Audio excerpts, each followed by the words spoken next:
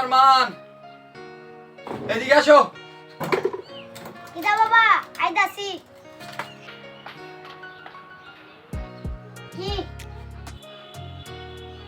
ঘরে তো কোনো বাজার নাই, তুমি একটা কাজ করো, বাজার থেকে কিছু ডাল, চাউল, তেল, আলু এগুলা নিয়ে আও।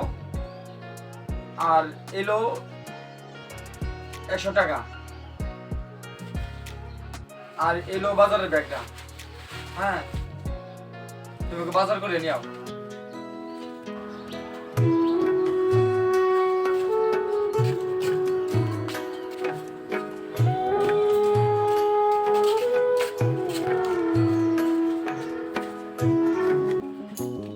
ছেলেটা যে ভাড়াইলাম,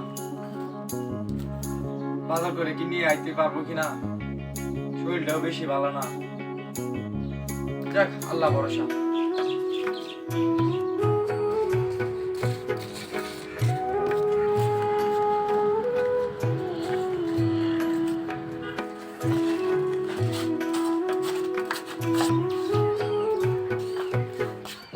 কেন তোমার বাজার আনে 100 টাকা বাজার?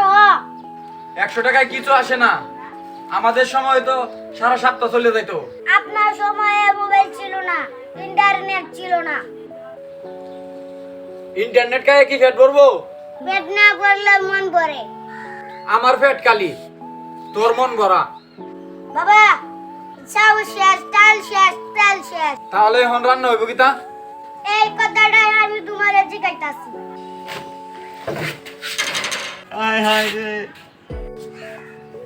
চিন্তা করেন না বাবা, আজকে ভাত কম খায়, পানি বেশি খায়। তুই একদিন বাংলাদেশের গর্ব, একজন ভালো মন্ত্রী হবি। কেন? কিছু না পারলেও মানুষের তুই আশা দিতারস।